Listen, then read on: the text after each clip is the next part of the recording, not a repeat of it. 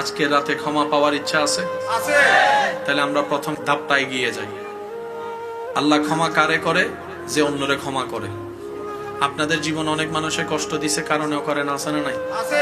কোন প্রকার দাড়ি কমা ছাড়া যার চেহারা এখন আপনার চোখে ভাসছে, যার নাম আপনার মনে আসতেছে, তারা মাফ করে দেন। আল্লাহর দিকে তাকায়। যারা যারা আল্লাহর দিকে তাকায় মাফ করতে পারবেন তারা একবার বলেন আমিন। আর একটু জোরে বলেন আমিন। এবার চোখটা বন্ধ করে সেই মানুষের নাম চেহারাটা স্মরণ করে একবার বলেন আমিন আমিন আমিন।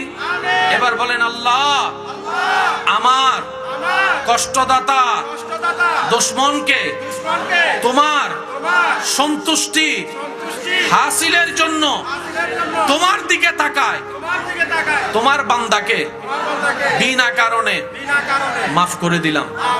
আল্লাহ আমিও তো বড় অপরাধী, তুমি দয়া করে আমাকেও বিনা কারণে মাফ করে দাও।